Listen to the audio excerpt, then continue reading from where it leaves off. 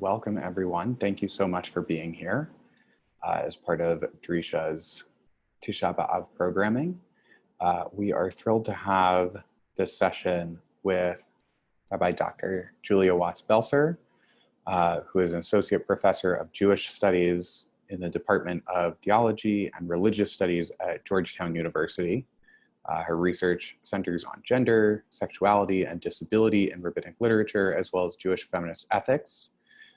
She's the author of Rabbinic Tales of Destruction, Gender, Sex, and Disability in the Ruins of Jerusalem, as well as Power, Ethics, and Ecology, Rabbinic Responses to Drought and Disaster. A rabbi and longtime advocate for disability and gender justice, she writes queer, feminist Jewish theology and brings disability arts and culture into conversation with Jewish tradition. This session, God Who Suffers With, Divine Presence Amidst Pain, we'll look at the ways in which Jewish tradition has mourned the destruction of the temple by tying loss to collective transgression, evoked most poignantly through the liturgy's lament of mipnei hatatenu on account of our sins. But the Babylonian Talmud's longest reflection on destruction puts little emphasis on communal wrongdoing and indicts instead the brutality of state violence and Roman conquest. So in this session, we'll be examining stories that grapple with Roman power and violence to explore how they imagine divine presence amidst pain, as well as how they invite us to consider God not as one who stands apart, but as one who suffers with. So Dr. Belser, whenever you are ready, I think we can get started. I am going to share a link to the source sheet in the chat as well. And if folks have any questions, they should feel free to jump in on the chat. Oh, you're Thank you so much. It's really a pleasure to be here today with all of you. Before we get started, I want to just give a few notes. So we do have live captioning for our session today. So thank you very much, Drisha, for making that possible. Thank you to Rachel, our captioner. If any of you are interested in making use of the captioning, there should be a small button in the bottom of your Zoom screen to enable the captions. Okay. I recommend that if you are using the captions and you're on Zoom, that you go ahead and pop out your chat, because otherwise chat and captions duke it out in the same space. Right? So make your chat a sidebar. I want to just reiterate also the invitation to anyone who's here on Zoom to please feel free to engage in chat. You're welcome to ask questions, share thoughts. I don't guarantee that I will be able to get to all of them, but I really appreciate that form of interaction. And you're also really welcome to just echo ideas that are meaningful for you or that are speaking to you. Thanks also to those who are joining on Facebook Live. So it's really meaningful to be teaching here today and to have this chance to learn together and to be in conversation on Tisha B'Av.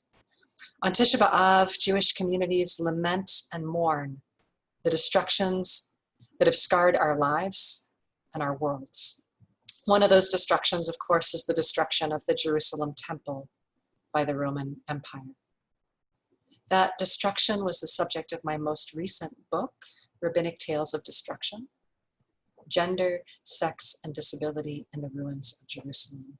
And in that book, I look at stories from the Babylonian Talmud and the Midrash Lamentations Rabbah to examine how the material, the tangible, the visceral, bodily experience of destruction, war, conquest, and loss has shaped rabbinic Jewish memory. So today, my plan is that we'll look together at two of those stories. We'll look at one from the Babylonian Talmud in Bavli Gittin, and we'll look at another from the Midrash, Lamentations Rabbah. We'll actually do Lamentations Rabbah first, and then switch over to the Talmud. So as a scholar, a lot of my work grapples with gender, sexuality, disability in rabbinic literature. And I always like to tell people at the start, as a queer Jewish woman, as a disabled woman, these questions matter to me. I have skin in the game. Intellectually and spiritually, I care deeply, right, about these questions. The stories that we're going to look at today are tough. They're hard stories. The texts are saturated with the brutal body costs of Roman conquest. So I want to just give you a warning at the start. The first text that we'll study includes Roman violence against children. And the story ends with a mother's suicide. And the second text involves sexual violence to a captured woman. Because these are such difficult subjects, because they're subjects that affect our own bodies and minds, I want to invite you now and throughout our time together to please feel free to care for yourself in whatever ways work for you, and to tend to your own heart, your own body. I teach these texts viscerally aware in my own body and bones of what it costs to tell these stories, to read them, to think about violence and its aftermath. I teach these texts because I believe they matter, because I think it's vital that we collectively and communally grapple with violence, grapple with the questions that they raise. These stories offer a vivid portrait of Jewish lament. They also, I'll argue, articulate a powerful theology of resistance to imperial Roman power and violence.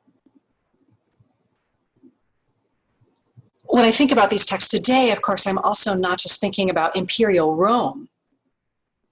I'm thinking also about the significance of state violence in our own midst, in our own day. These are texts that invite us to ask questions about how we think about God in relation to power and powerlessness, in relation to violence and violation and survival and loss. So they invite us to think about questions about how we think about God's presence, both in a private, personal key, but also in terms of its broader social implications. As someone who's very interested in questions of theology, I'm also particularly interested in the question of what theology does in the world, of what it enables, of what it hides, of whose bodies it works to protect, and whose bodies it leaves on the line. So I want to start by just thinking together for a moment about the way that ancient sources understand catastrophe and how they explain it. Ancient Jewish writers tend to think about catastrophe in covenantal terms. So disaster usually gets linked in some way with disobedience.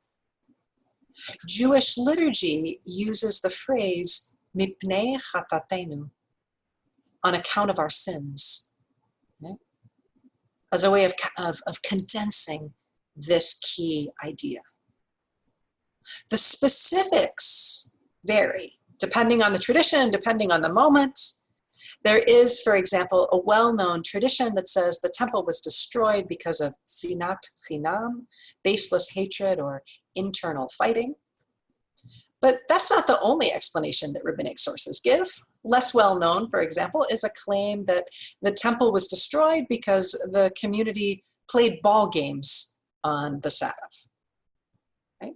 Regardless of the details, this framework understands destruction and exile as a consequence of Jewish sin. It's worth noting, though, that in this framework, sin is never the end of the story. When the prophets and when the traditional sources tend to lay out this theology, they almost always emphasize that God's anger or chastisement is temporary. There's this cycle of sin, crisis, repentance, and return. So God might chastise a community, but ultimately God will restore the community's fortunes and turn back to the community in love. Now, I'll just lay my cards on the table and tell you I don't like this theology at all. Right? It's a theology that troubles me deeply. And part of the impetus for my talk today and for the conversation that I want to have with you together is to think more deeply about how this theology works. What ways in which it might fail us. And also to explore some other alternatives that arise within the classical sources.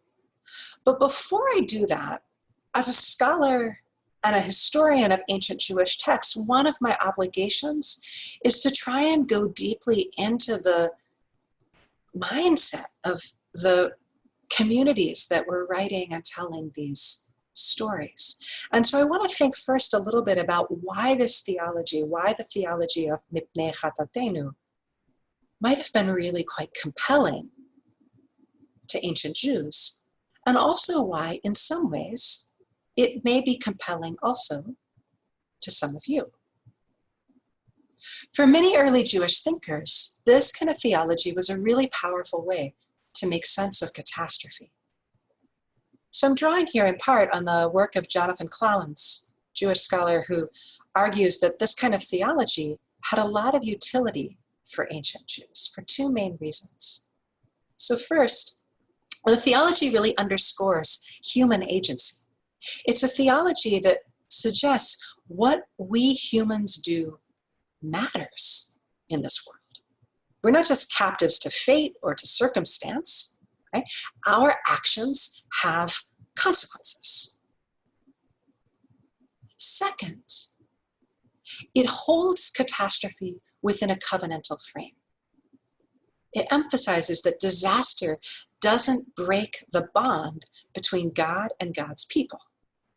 Suffering happens, but suffering is ultimately something that will cause the people to do right and to turn toward God's desire. Now, I told you already that I'm not a fan, right? I'm not a theological fan here of this move. And I want to tell you now a little bit about why. I don't like this theology because I don't like what it suggests about God. I don't like the way it imagines God as the architect of catastrophe, as though God has arranged and organized all the worst things that have happened to us. I'm indebted here to the important scholarship of Dr. Renita Weems, a brilliant womanist biblical scholar. In her book, Battered Love, Weems calls attention to the way that this kind of chastisement theology can make God look and feel like an abuser, right? I only hurt you because I love you. It's all for your own good. I recoil from that image of God. Right? And I don't like the way those kinds of theologies can get under our skin and shape our psyches. Right? To me, that runs counter to everything I know and love about God. My bedrock assumption, my foundation stone, is that God doesn't ever want us to experience violation. The God I love is a God who is sickened by violence, by rape, by murder, by brutality. I believe that a world in which we suffer is also a world in which God suffers. A world in which the divine presence is diminished. Now, when it comes to theology, your mileage may vary, right? One of the things I love and deeply cherish about Jewish theology is that it is a very multivocal theology. There's room for a lot of different ideas, notions, and understandings, right? There's room for all of us to think about God in a variety of different ways, right? Some people draw great comfort from thinking about divine presence as powerful and in control, the sense that there's a divine plan, that even in the chaos, something exquisite will ultimately emerge. Right? So let me just state for the record, not that you needed my permission, but that if that theology works for you, if it offers you comfort and meaning and access to the holy presence in whatever ways you need it, then just carry on. But I also want to think, as I said, about the implications of some of our theological choices, and to raise critical questions about what this kind of theology might mean for equipping us individually and collectively to better respond to violence, to state violence, to gender violence,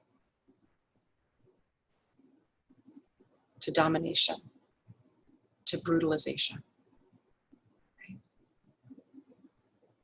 So today I want to point to another way that some ancient Jewish thinkers understood divine presence amidst pain and suffering. The way they understood God as radically affected by our pain. That's what I'll call God who suffers with. So to think with you about this, I want to look at two stories from classical Jewish texts. They're both stories that grapple with violence, with empire, and with bodies that suffered profoundly during the destruction. So I might ask folks from Tisha to share that source sheet again, if possible. But I also want to assure you that I'll talk through everything that you need. So you can use the source sheet if it speaks to you, right? If you're the kind of person who likes to have the text in front of you, there's the source sheet available for you. But if you don't have access to the source sheet, or if you just prefer to be present in a different way, you won't need it. I also want to, before we turn to the first text, remind you about that content note that I offered at the start. This text from Lamentations, Rabbi, involves the death of children, and it ends up lamenting a mother who takes her own life. So this story is from Lamentations, Rabbi.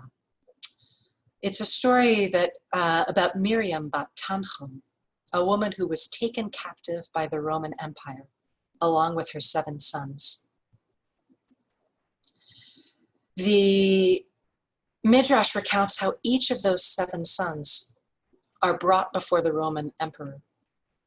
And when they refuse to forsake their God and bow to the emperor instead, he has each of them killed.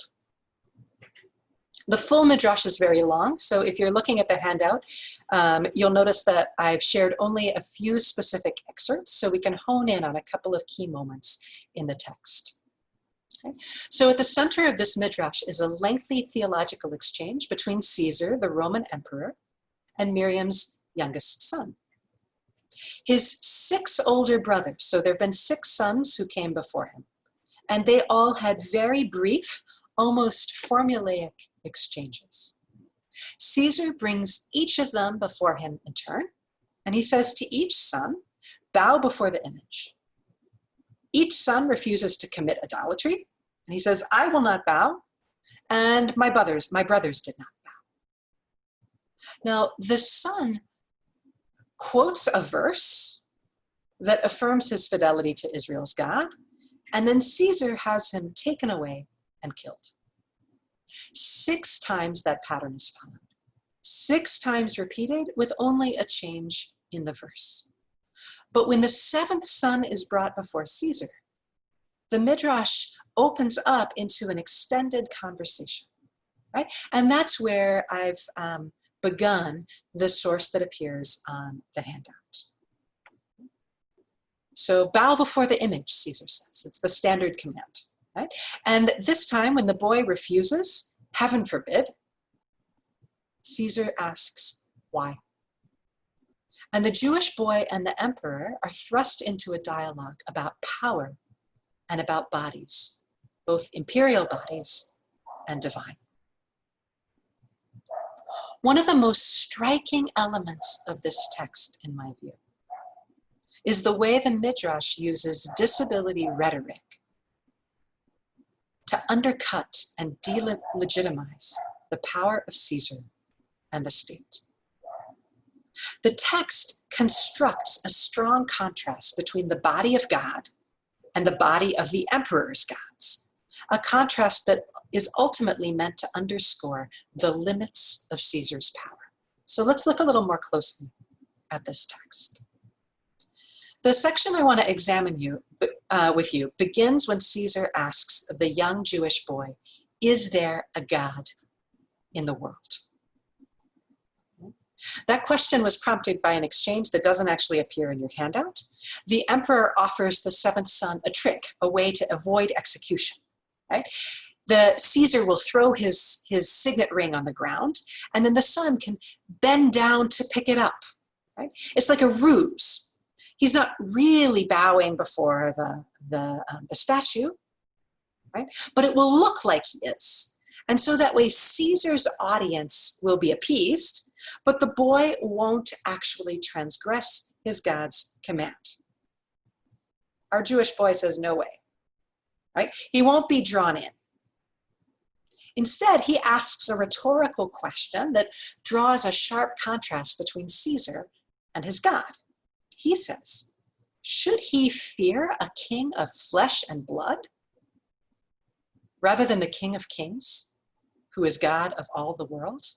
Right? So notice here this contrast between flesh and blood, God of all the world. So Caesar says, is there a God in the world? And the boy answers, woe to you, Caesar, that you see a world that is free for the taking. The Hebrew phrase is really striking here. The boy describes Caesar's view of the world as hefker. It's a term that in rabbinic literature is used to describe abandoned property, something that's free for the taking. Something that's hefker is something that you can pick up and claim for your own. It is a cutting indictment of Roman imperial ambition. Do you think, the boy says to the Roman emperor, do you think that all of this is yours for the plucking? Don't you know that this world is already owned? So then Caesar asks him about his God. And the questions unfold as a veritable catalog of senses and body parts. I've put just the first two couplets here on the handout. Right? Does your God have a mouth? Does your God have eyes? I see in the chat that Natalie asks, how old is this boy? And it's a really interesting question because later on our text will suggest that he's a very, very young child. Okay? But it's a little bit paradoxical because at this moment, even though he's described as the youngest of Miriam's sons, later on in the text he will suckle, right, from her breast. He's also clearly fully capable in this moment of engaging in a really nuanced theological argument with the Roman emperor, right? So I think we just have to hold that paradox lightly. Okay? So he says, Caesar, does your God have a mouth? Does your God have eyes, ears, a nose, hands, feet, a throat? Okay? As they go through this exchange, each time the boy uses a verse from Psalm 115 to castigate Caesar's gods. They have mouths but cannot speak. They have eyes but cannot see. Then he counters with a verse that affirms the powerful, capacious body of his own God. He says, the eyes of God roam over the entire earth. It's a verse from Zechariah. Now let's look at what's going on here. Psalm 115 is a significant text in Jewish liturgical tradition. It's chanted and sung as part of the Hallel, the cycle of psalms recited on Jewish holidays. This psalm is a really striking example of ancient idolatry discourse. Right? One that describes the gods of the nations as statues of silver and gold, as quote unquote lifeless idols who cannot see or save. Right? I'm actually really troubled by this discourse, and I'll tell you more about that in a moment. Right? But first, let's think a little bit about what's going on here. A number of biblical studies scholars, I'll call out particularly appreciatively the work of Rebecca Raphael, who's here with us today, also Saul Olyan, have drawn attention to the way that disability discourse works as a stigmatizing strategy in biblical polemics about idolatry.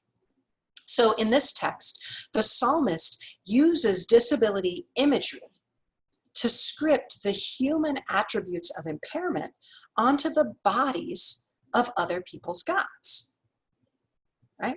To describe those bodies as not good, ineffective, incapable, unable. Now, as I told you, I'm quite troubled by this text for several reasons. First, I think we have to be very, very careful about claims about idolatry. I find it ethically troubling when any community speaks dismissively about the deities of another tradition. My own ethics really counsel humility here. I speak with love and devotion of my tradition and my God, but I also aim to treat with respect other paths and other ways.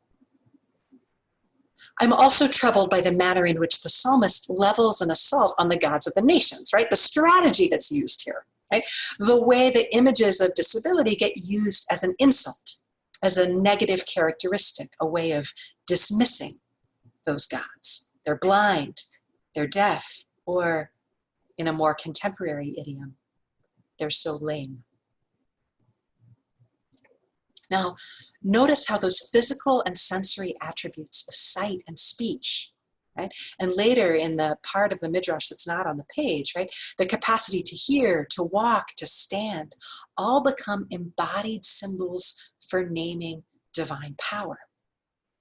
When the Jewish boy describes his own God, he invests God with bodily strength and physical power. Now, this is a text, I think, that would surely cause Maimonides, right, the great Jewish philosopher Rambam, to shake his head in utter philosophical frustration. Right? Rambam famously argues, right, that all of these biblical passages that describe the divine body, for example, the passages that extol the power of God's strong right arm, it always makes me wonder, what about the left arm? Right? God's strong right arm, right, are meant to be, this is Torah speaking in the language of humankind, right? They're just meant to be read as kind of metaphors, ways of pointing us toward thinking about power, other divine attributes. But I want to say, we got to think about the significance of the metaphors we use and the kind of work those metaphors do in the world. The other thing I would say is that as a scholar and a historian of ancient Jewish texts, right, I think the rabbis were, many of them, quite comfortable with the idea that God had a body, right? Not a visible body, right? But they often think about God in quite embodied terms, right? So this is not comfortable for many of us moderns, right? Especially for modern Jews, right? Though, you know, your mileage may vary, right? But it's something that the sources, I think, are quite comfortable with. So the distinction our Midrash makes between Israel's God and the gods of Caesar is not actually between form and formlessness, but between agency and incapacity. God, this text suggests, has a body that is powerful and a God that is strong. So the Midrash uses Psalm 115 to lay out all the incapacities of the quote unquote idols, right? But it builds up the body of Israel's God, right? The one who speaks the heavens into being, whose eyes survey the entire world, whose hands lay the foundation of the earth, and whose feet stand firm.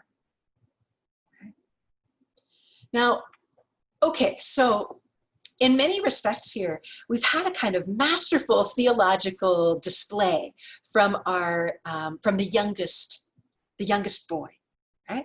It's an extraordinary marshaling of theology, or at least it would be if it weren't situated in the execution chamber of the Roman state, right? That, I think, really throws a wrench, okay, into the theology that's just laid out here.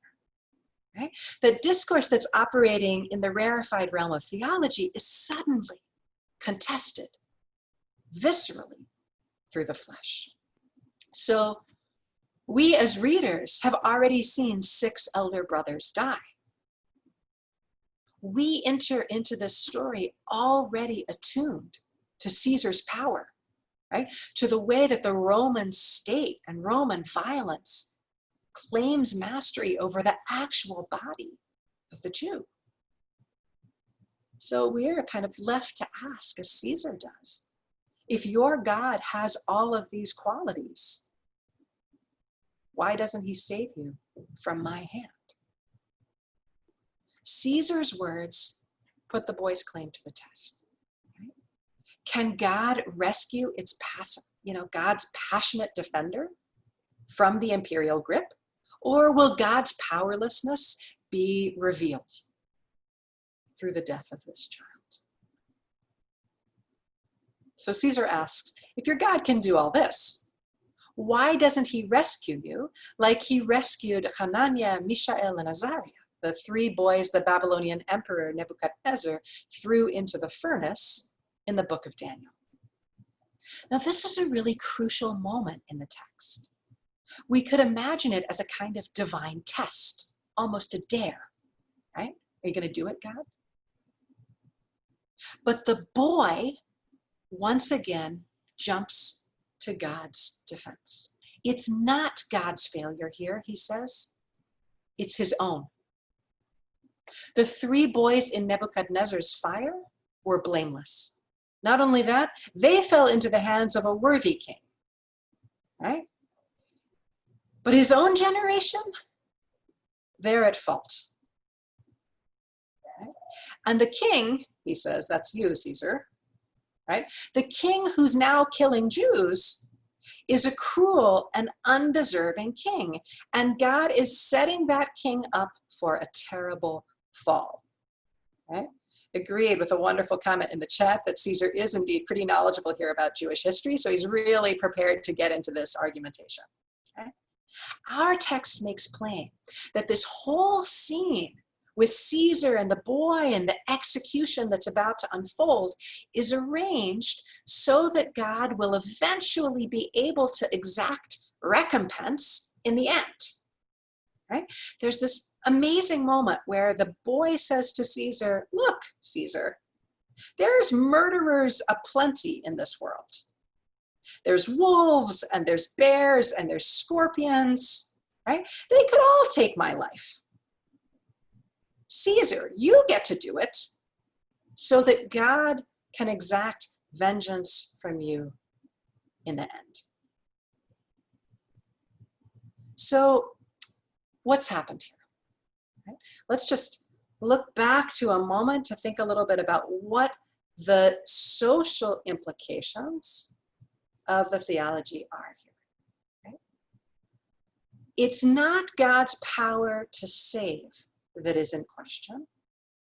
It's the boy's own righteousness, or more properly, actually, the righteousness of him and his entire generation that becomes suspect. He, or perhaps his generation, isn't good enough to merit rescue. I actually think the slippage here is really significant.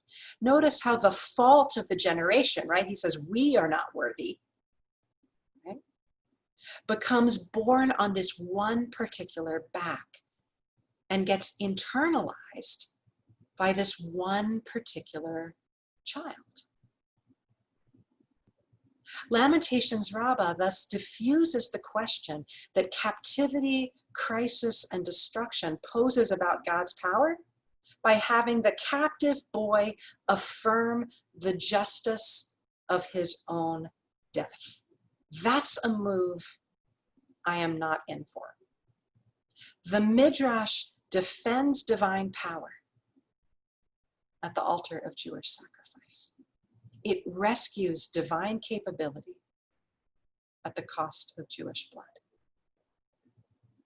Now, here's what I don't know.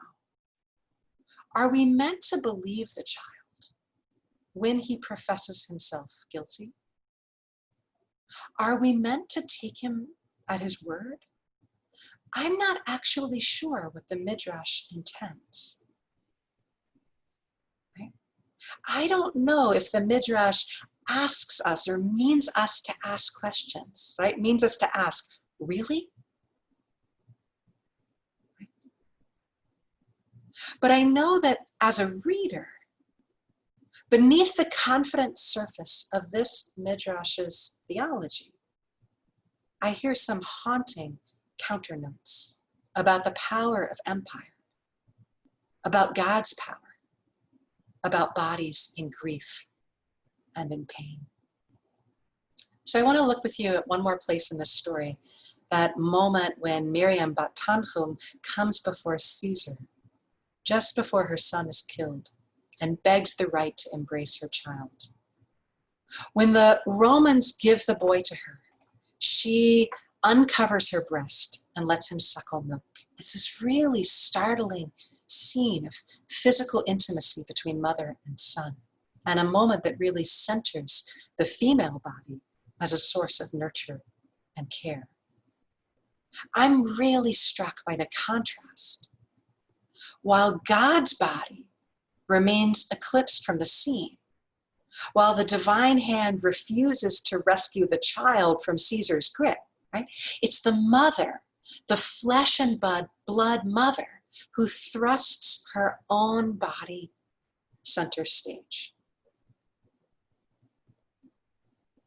If there's a moment here that evokes kind of divine presence in the way that actually speaks to me, I'm speaking here very personally, right? It's not that image, right, of the distant orchestrating God. It's that image of Miriam, right? Reaching out, reaching for, offering, right, presence in the midst of extraordinary pain and loss. Now, the gesture only underscores the futility of her resistance, right? We see here the limits of the mother's capacity to save. Her son is killed, and she dies as well. The Midrash ends with a scene in which she throws herself from the roof in rage and despair. So I'm really struck as a feminist reader between the difference between those bodies, the gulf between Miriam's fleshy female body, right, which throws itself between son and the emperor's sword, and the powerful but absent body of God.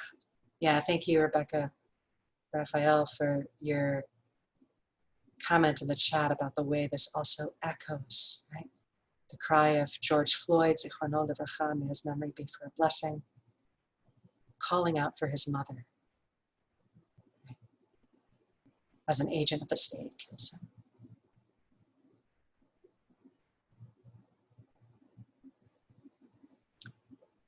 So, while our Midrash here affirms God's powerful body, at least explicitly, right, has really imagined God's body as powerful, right? We also get to see in some ways the divine body as a body in need, right? The divine body is a body that depends in some way on the strength of the martyr, right? This is part of the logic of martyrdom, how it works. God's body, as it were, gets propped up by the 7 sons who affirm God's physical strength, even as their own limbs falter. So the discourse of martyrdom builds the divine body out of the remains of human sacrifice.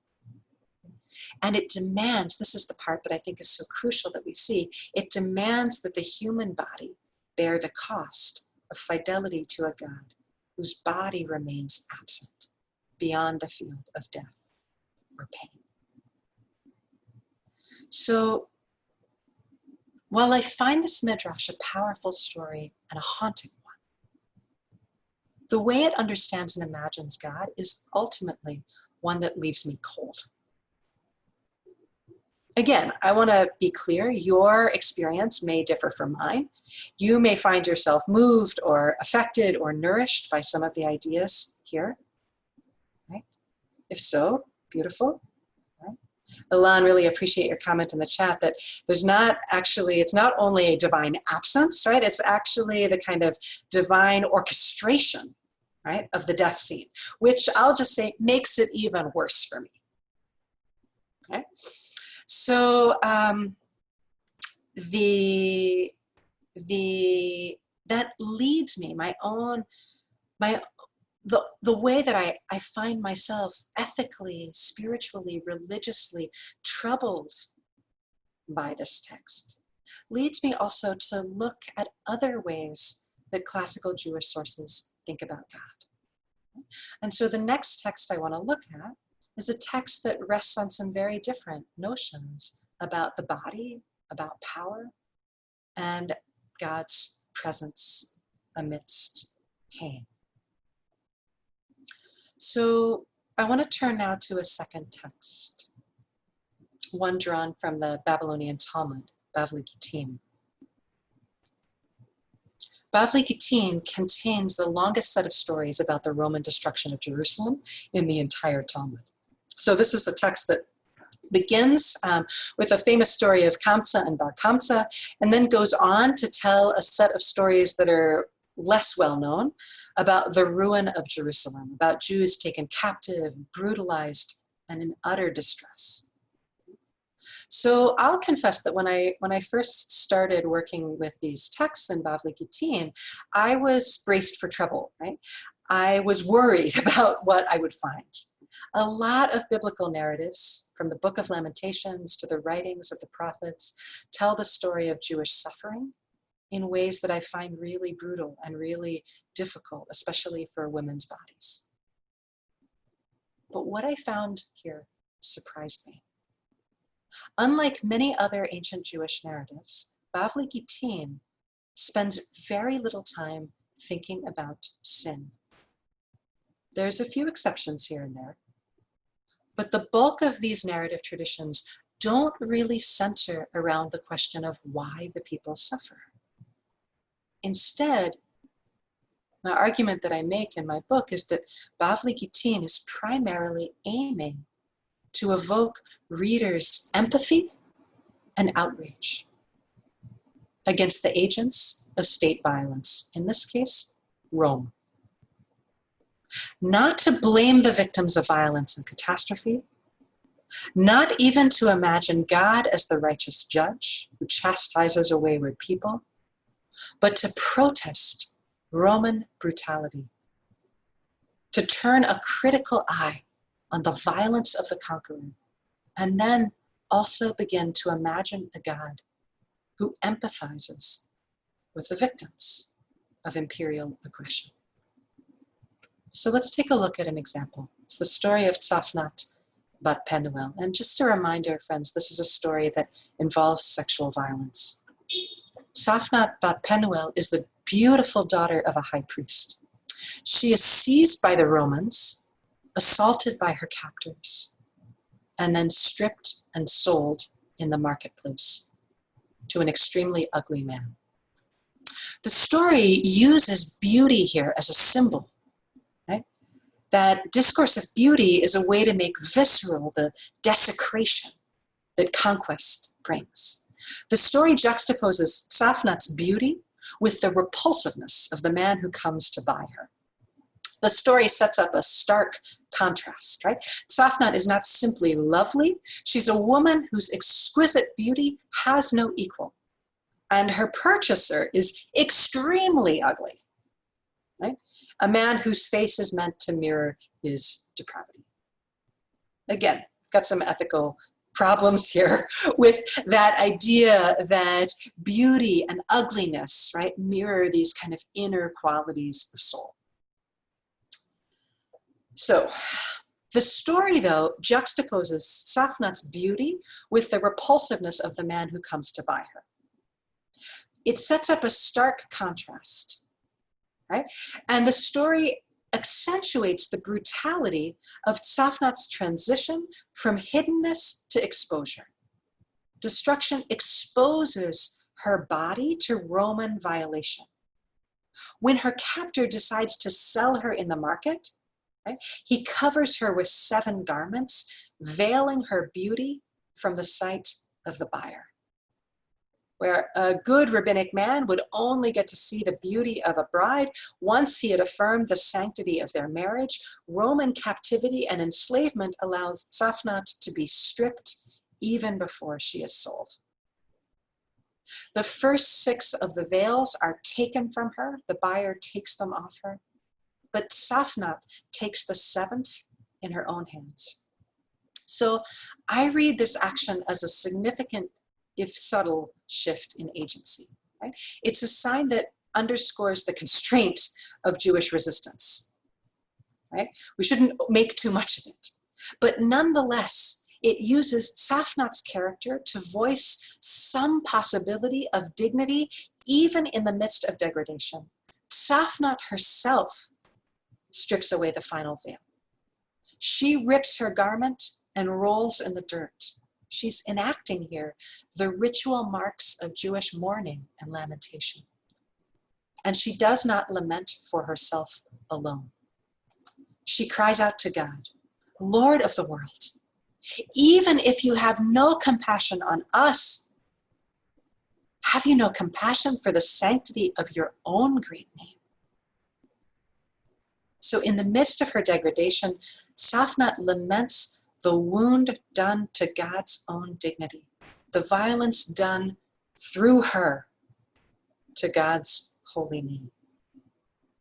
Now the Bavli answers through a reading of Jeremiah 6:26 that highlights God's own woundedness. The verse says, Bat Ami, Safnat, Bat Ami, daughter of my people, put on sackcloth and dust, mourn and wail, for the destroyer has come upon us. Now, our text calls attention to a curious aspect of the verse, right? That last line doesn't say, upon you, right?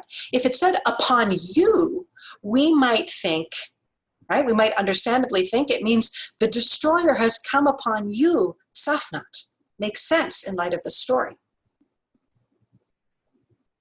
But instead it says, upon us.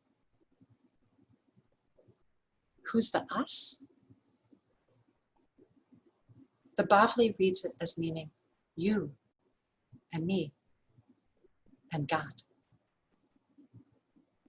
God, the Bavli claims, is also at risk in the conquest.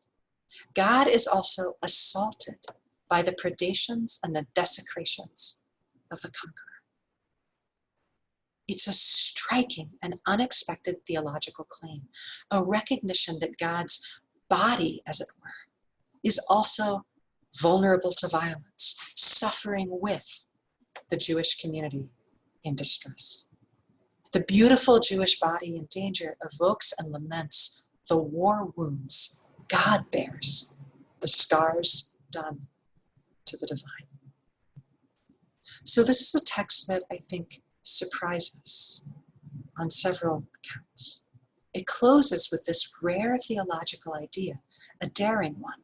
It imagines God as vulnerable to assault, God as wounded by Roman violence. It intertwines God's own lament with a woman's cry of pain. It also surprises because it gives a quite unexpected response to the portrayal of a woman's beauty. Now I want to pause here for a moment and back up, like zoom out just a little bit, to think about the way that rabbinic texts often portray beauty. Okay? Many rabbinic sources associate male beauty with spiritual virtue. Right? So a lot of the great sages in the Talmud were imagined as extraordinarily beautiful men. Women's beauty, by contrast, is something of a different story. It is almost always linked with risk. Okay? So in many rabbinic stories, the sight or the sound of a beautiful woman lures men into danger. Now we want to be careful here. Female beauty works on men without the need for female intent. Okay? So beauty isn't usually like an active evil in these sources, but it's still a powerful force, drawing the male gaze, kindling male lust, right? Endangering the marriage bonds, posing moral danger to male virtue. Right? Really appreciate the comment from Mfish in the chat, right? Isn't that always the way? Of course, this is not just a Jewish story, right? This is a story that we see in a lot of different cultural traditions, right? So this idea of risk, right, is really tied in rabbinic sources with the idea of women's beauty. Now, for the record, I am a strong believer in the idea that every person, regardless of gender, has a responsibility to manage their own distraction and desire. Okay? Rabbinic sources, however, tend to put the burden of managing other people's reactions on the women themselves. Right? So rabbinic culture protects against what I call beauty risk by curbing women's visibility and mobility and voice, right? So it limits the ways that women are seen, the places that women should go, and the ways in which women should speak. The Bavli's Safnat tale begins with a phrase that activates this kind of beauty risk. Right? At the very start of the narrative, the Bavli gives a symbolic etymology of Safnat's name. Right? It links Safnat, her name Safnat, with the Hebrew word sophim, to gaze. All gazed at her beauty. Whoa, now, as somebody who's read a lot of rabbinic texts, I am seriously braced for trouble, right? All gazed at her beauty. Even though the Bavli has a perfect setup here to critique Safnat for drawing the gaze, it takes a different path. It doesn't do it. Bavli Gitin's telling steadfastly refuses to make Safnat responsible for the terror that befalls her. It never says, Safnat, why'd you wear that dress? Why'd you wear those jeans? Why'd you take that route home? Why'd you go out alone? Instead, the Bavli turns its moral critique against the brutality of the conqueror. Right? Its outrage is turned toward the rapist. Its outrage is reserved for the Roman captor, for the brutal buyer, for a world that allows a woman to be assaulted, for a world that allows her to be stripped and sold. I find that a crucial shift and a powerful call. It's a call that resonates with my own deep investment as a Jew in resisting violence and brutality, in resisting rape, in resisting enslavement and human trafficking, in resisting state violence, all the ways that our own states turn their might against Black and brown bodies, all the ways they turn people into commodities, nothing more than bodies for sale. It's a story that grounds my own sense of God as fundamentally aligned, not with the aggressors, not with the powerful, the brutalizers, but with the victims of violence, with those who suffer, with those who bear the wounds. Now, it's worth noting that in the midst of her own pain, Safnat is, not surprisingly, not sure about God's empathy. Right? She cries out to God and says, if you don't care about me, about my people, God, don't you at least care about the sanctity of your own name? Right? So I just want to name the pathos there, the pain.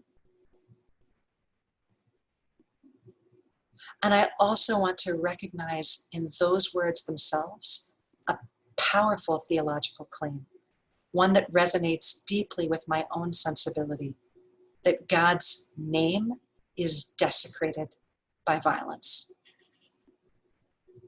But the conclusion of our text goes even further. It imagines God as affected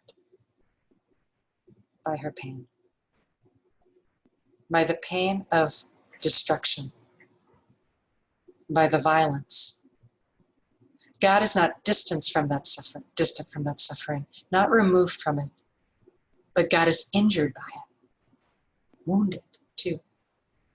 So our text offers, I think, a provocative moment of divine vulnerability, a way of thinking about God as in the midst of pain and trouble, a way of thinking about God as one who suffers with.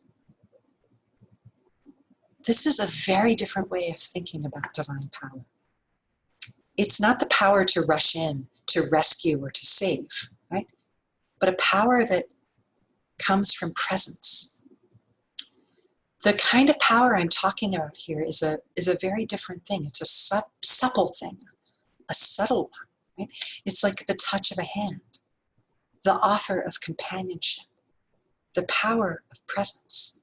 In some ways, I think it can't do much at all. In other ways, I think it's everything. Maybe it's the only thing. Jewish theologian Melissa Raphael has written powerfully in her book, The Female Face of God at Auschwitz. She suggests that we might find the presence of God mirrored in the smallest acts that we humans offer each other. Acts of kindness and care, acts of nurture and nourishing, acts of gentleness and solidarity, even in the midst of extraordinary cruelty. And so this afternoon on Tisha B'Av, as we confront together the brutality, the violence, the shattering of so many and so much, I invite us each to draw deep in whatever way speaks to you, to reach toward that which sustains you, whether that's God or family, friends or teachers, loved ones, ancestors, to imagine ourselves held and cradled in that presence, to know ourselves part of that chain. And if it speaks to you too, I invite you to take up the commitment laid out so powerfully by Jewish feminist poet Adrienne Rich. Rich writes, "My heart is moved by all I cannot save. So much has been destroyed. I have to cast my lot with those who, age after age, perversely, with no extraordinary power, reconstitute the world." Thank you.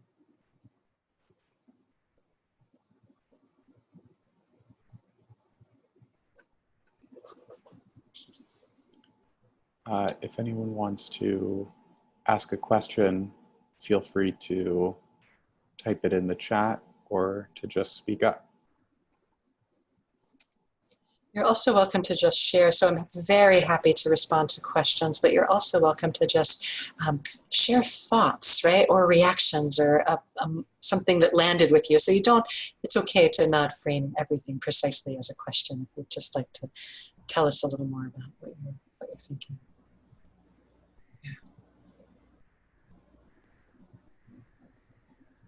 Thank you so much for the really beautiful messages and chat.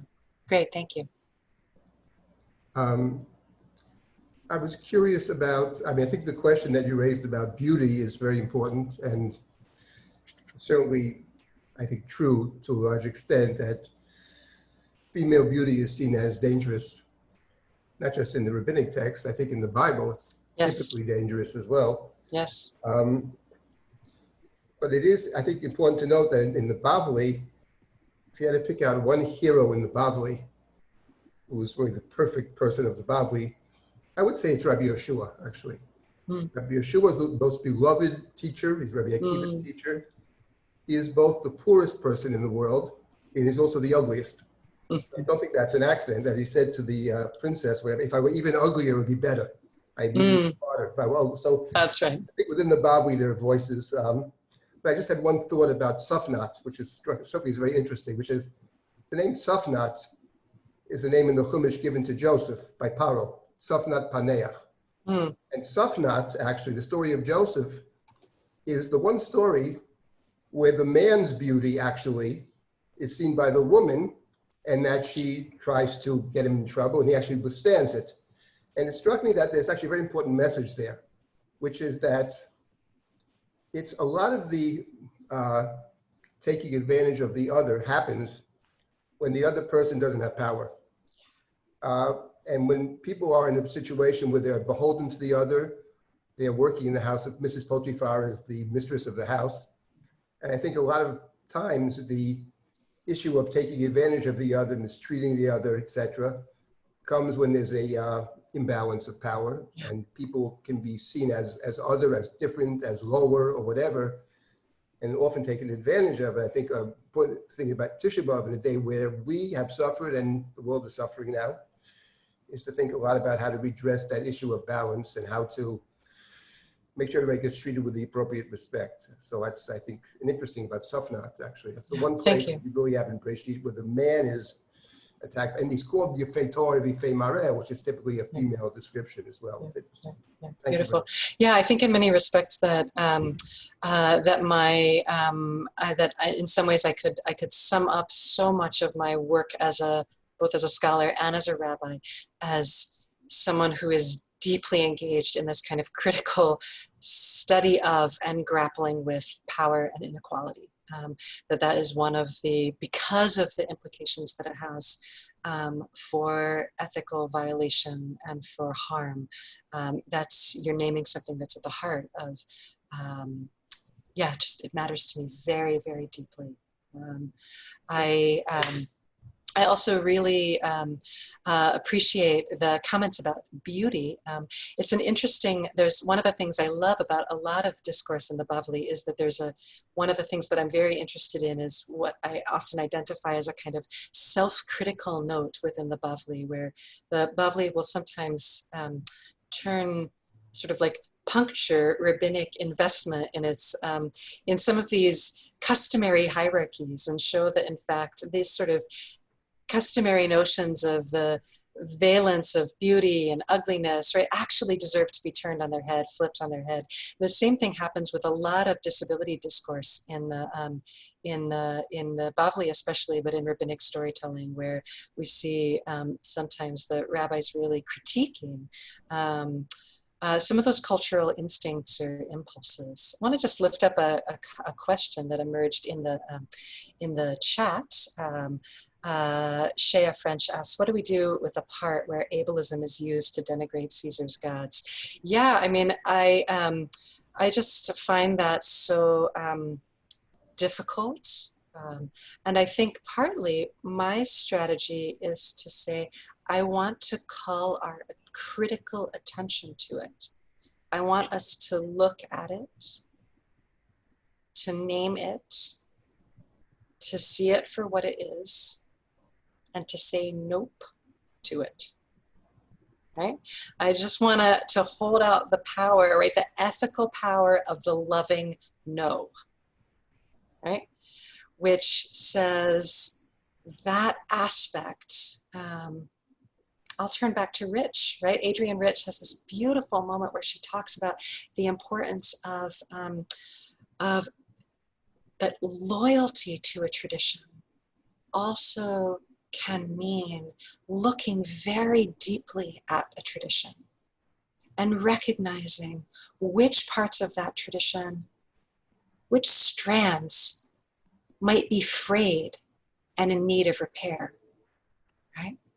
And which are luminous and powerful and able to hold us for the future. So this, for me, that moment, Psalm 115, right, is a text that I turn to as a way of saying, I kind of turn to it as a testimony, a sort of witness almost of the power, the corrosive power of ableism in the world. Right?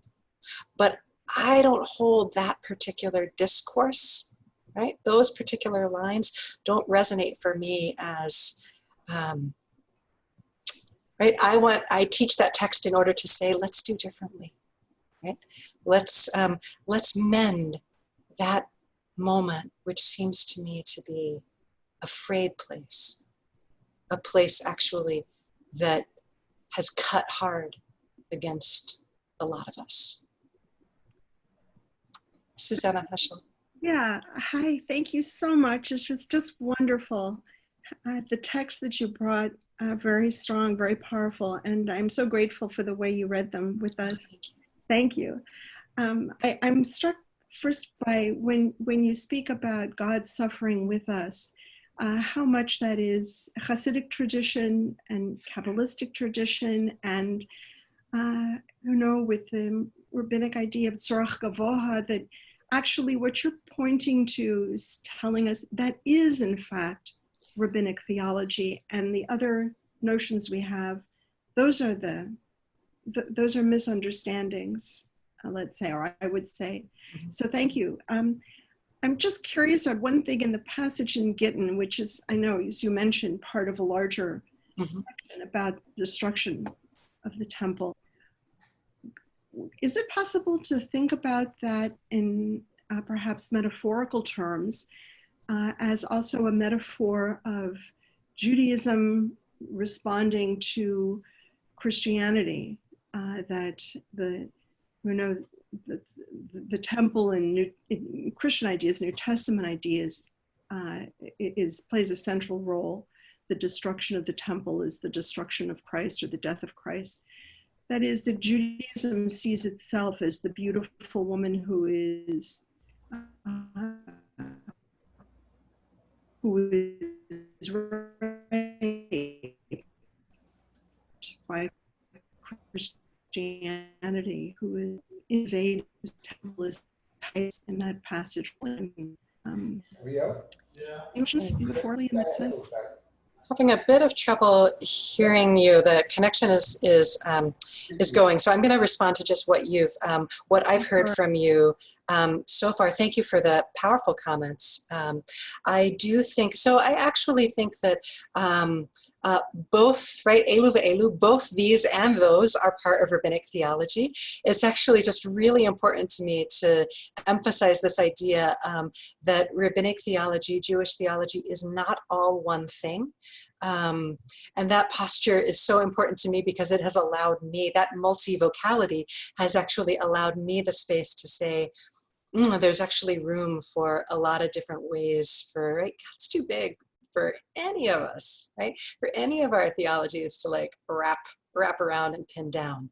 So I'm kind of invested in that. But as I've made very clear today, I certainly have theologies that I like and theologies that I'm not into. So I'm very much with you there. And I think that symbolically, one of the things that's really interesting to me about these texts in Gittin is that many of the texts about Jewish beauty being despoiled by Rome are, I think, also grappling with the temple's loss, the idea of what it means to lose one's holy place and holy space. So many of the metaphors relate the beautiful female body in some ways to the interiority of the temple, right?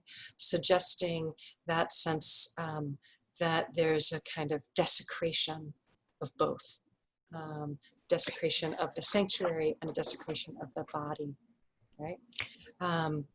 Really moved here also by a comment that's happening in the chat. So Cheran Fries, thank you very much for also bringing back Penina Weinberg's comment earlier about the question of a mother's breast and God's name. This is of course so present in the Lamentations Rabbah story, which uses which gives us the physical form of the female body as a source of nurture and nourishment, right? The act of nursing here as a way of drawing strength and comfort, right? Mother, child. If I'm remembering correctly, Penina, your comment earlier in the chat was to ask whether this might be a kind of allusion to the idea of Shekhinah, the divine feminine presence. So, I mean, I'll give two answers, one with my historian's hat on, which is to say, I don't think that I don't think it's that likely that Rabbinic Midrash and Lamentations Rabbah is thinking in quite as fleshy and feminine embodied a way about Shekhinah, that it would use the symbol of the breast evocatively, right? That's my historian's answer, right? With my historian's hat on, right? But as a reader, right? As a reader invested in these texts and thinking also that understanding these texts to also speak beyond their particular historical moment, right? I absolutely hear in that text a kind of evocation of, an invitation to think about divine feminine presence, right? Which I mentioned also, I mean, that's for me when I think about where I find, right, the presence of, right, what I lean into is the presence of God in that story. It's not the puppet master, right, behind the scenes, orchestrating the whole execution scene. It's that moment, that very maternal moment between mother and child. Julia? Yes. It's Devorah. Hi. Thank you Devorah. so much. I wanted to get back to the Gittin text for a second and actually ask you something that relates to the comment you made just before this one about the temple. The text is choosing to etymologize Safnat as Shakol Sofin B'Yafia, everybody looks at her. But of course, Safnat also, and probably more likely, has within it the word Safun, something that's in fact hidden. Hidden, yeah. And together with that, right, she's the daughter of Pniel, right, which means to see the face of God, to encounter God, yeah. Right? And her father is the Kohen Gadol, Sheshimesh Lifnei V'Lifnim, right, who once a year gets to go inside the sacred precincts of the temple to encounter God face to face, the God who is usually hidden. So it feels to me that this text is playing with what it means to hide someone, to gaze at someone, to properly and improperly be able to gaze at someone else, and that, in fact, really sort of conflates Safnat with God, as God says at the end. This is my story as well as your story.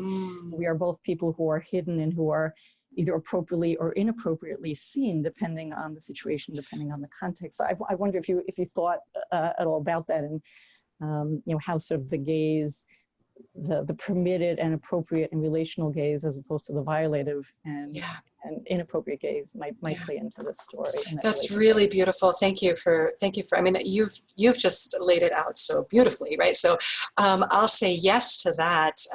This is a kind of moment where the rabbis have opted not for a strict etymology, right, but for an etymology that allows them to do something they want to do exegetically. So I think that choice alerts us in part to the fact that they're interested in this question of the problem of the gaze, and particularly the fact that Safnat, as a priestly daughter, would also likely have been subject to particular, right? She, of all daughters, should have been kept from the gaze of those men out on the street, right? So I think that we're seeing here also a juxtaposition between the kind of intimacy of the sanctioned priestly gaze, which is again a sort of sense of God looking at God, God looking back, right? That moment, which is meant here, I think, to be intimate, maybe even tender, right? And the abject brutality of what happens in the Roman market. That juxtaposition is also partly why I say this text is a text that aims to stir us as readers, right? It wants to work on us as readers, right? To help us see state violence, to see brutality, to say no to it, right? To not take the path of saying, oh, it's Safnat, what did you do wrong? right? But instead to not try and justify that violation, but to say, that's wrong.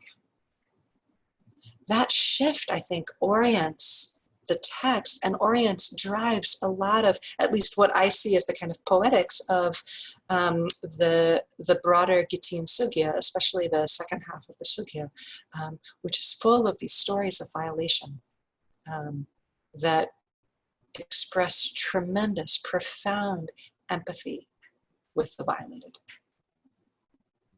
Natalie. Hi, I have what may be just a real bummery and literal question, but in this whole experience, we're thinking of Israel as the raped bride of God, and I wonder what actually happens to women who are raped with their husbands returning to them in this period or in this understanding. Yeah. What kind of reunion are we looking at? Yeah, so there are so I know very little about what we can, I have very little to offer in terms of the actual material circumstances of embodied historical women from this period. We can talk a little bit about that later on, right? But I don't have access, and I don't think we collectively have a lot of access to sources that would help us understand that. So our primary source for thinking about is, what do rabbinic texts say? The hardest situation would be for a woman like Safnat, so for a person who is from a priestly lineage, so a woman who is married to a priest, where an experience of rape would likely disqualify her from marriage. In other situations, though, many rabbinic sources imagine basically also legally, halachically, empathize with the position of the violated woman, right, and work to reunite the parties, right. So I think it's also worth noting that our texts do not just think about this in terms of women's violation. So our texts are also grappling with the fact and the reality that male bodies, right, the bodies of all genders, right, but especially they're thinking here in pretty binary terms, male and female bodies are subject to Roman violence and to sexual assault.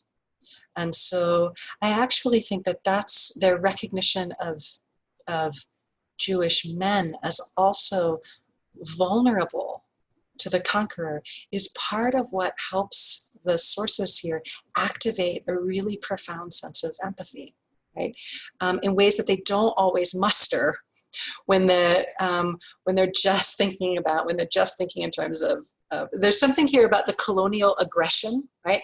About the conquest of Rome that helps the rabbis themselves, it seems to me, get clearer. This is all conjecture on my part, right? But I'm trying to think about what is it that makes, right, the beauty discourse, for example, go in a really different way.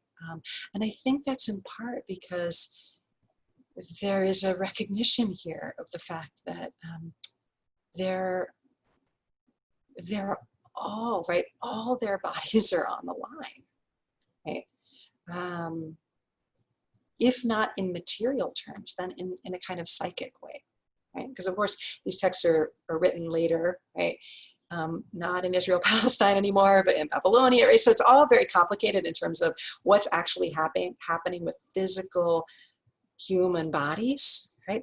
But there's a way, I think, in which that sense of the Roman war machine as having done something to the bodies of, right, the people, that activates this sense of deep rabbinic empathy in ways that, again, I find very important and a really powerful reminder, I guess I would say a reminder for all of us to think about what are the ways that we can activate that sense of empathy for other bodies that are suffering, rather than trying to create a discourse whereby those bodies in some way become responsible for what has befallen them.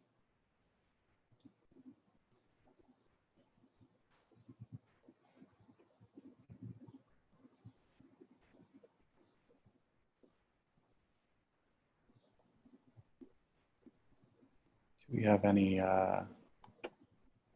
last thoughts or questions?